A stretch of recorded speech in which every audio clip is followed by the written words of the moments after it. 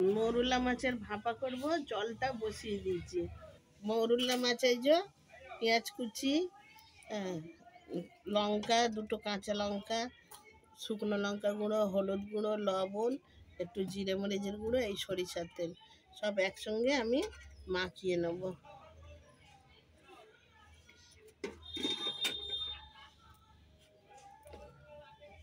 প্রথমে লবণ দিয়ে দিলাম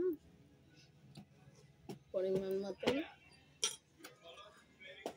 হলুদ দিয়ে দিলাম অল্প করে, লঙ্কা গুঁড়ো দিয়ে দিলাম 1 চা চামচ, জিরে গুঁড়ো দিয়ে দিলাম 1 চামচ, তেল দিয়ে দিলাম আন্দাজ মতো, মাখিয়ে নিলাম। একটু অল্প করে আদা রসুন দিয়ে দিলাম, কাঁচা লঙ্কা, আদা রসুন বাটা।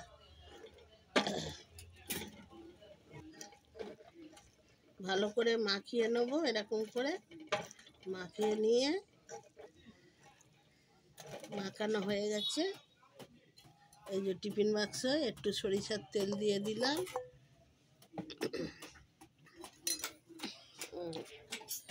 এখানে রেখে দাও। না বন্ধুরা দেখুন, মশলা মাখিয়ে টিফিন বাক্সে দিয়ে দিলাম, দিয়ে একটু কাঁচা লঙ্কা, দুটো কাঁচা লঙ্কা দিয়ে দিলাম, সামান্য পরিমাণে একটু জল দিয়ে দিলাম, ওপর থেকে একটু তেল দিয়ে দেবো, দিয়ে ঢাকাটা চাপা দিলাম, স্ট্যান্ডটা বসিয়ে দিলাম,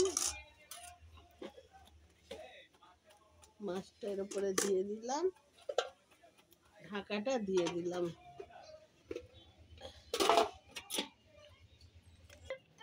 মৌরলা মাছের ভাপা হয়ে গেছে।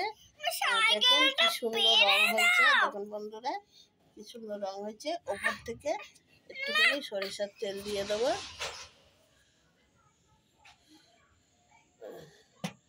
হয়ে গেছে আমার ভাপা।